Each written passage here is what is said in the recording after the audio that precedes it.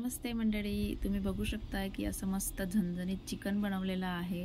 तर आज संडे आहे आणि मी आज खानदेशी पद्धतीने मस्त चिकन बनवलेलं आहे। तर आता तुम्ही म्हणणार की मार्गशीर महिना चालू झालाय आणि ही कसली चिकन बनवते। मार्गशीर महिन्याला आता 2-3 दिवस बाकी आहे। हा तो व्हिडिओ आहे मागचा। तर हा मसाला फक्त तेलातच परतवायचा आहे। मी घरी बनवलेला आहे। तर याची रेसिपी तुम्हाला बघायची असेल तर डिस्क्रिप्शनमध्ये दिलेली आहे, तर तुम्ही तिथून रेसिपी करू शकता।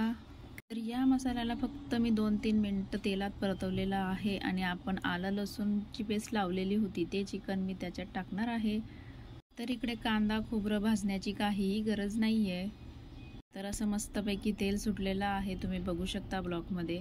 तर असं चांगला परतवून घ्यायचा आहे आणि आपण आता त्याच्यात आलं लसूण पेस्ट लावलेले चिकन त्याच्यात चांगलं मिक्स करून घेणार आहोत आणि याच्यामध्ये गरम पाणी टाकायचं आहे। चांगलं मिक्स झाल्यानंतर तर बघू शकता की किती छान मसाला झाला, इतका वास येतोय, खूप छान वास येतो आहे।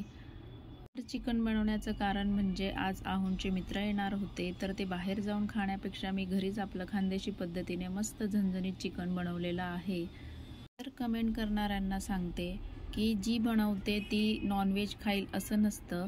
तर मी व्हेज आहे, पण मला घरच्यांसाठी बनवावं लागतं। तर बघू शकता ब्लॉगमध्ये। तर आता चिकनला चांगलं मसाल्यात मिक्स केलेलं आहे आणि आपण आता त्याच्यात गरम पाणी टाकणार आहोत। जितकी आपल्याला ग्रेव्ही हवी आहे तितकं आपण त्याच्यात गरम पाणी टाकणार आहोत। तर इतकं छान बनतं, तर अशा पद्धतीने नक्कीच ट्राय करून बघा। तर याच्यासोबत मी मस्त गरम गरम चपात्या केलेल्या आहे आणि भाकरी केलेल्या आहे। तर या मंडळी जेवण करायला आणि माझी खानदेशी चिकन रेसिपी कशी वाटली नक्की कमेंटमध्ये मला सांगा आणि जे नवीन असतील त्यांनी सबस्क्राईब करायला विसरू नका। Bye friends.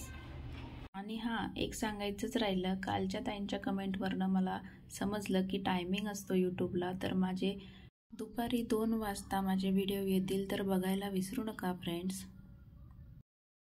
आणि अशाच छान छान रेसिपी बघायसाठी माझ्या चॅनलला सबस्क्राईब करा। Bye friends.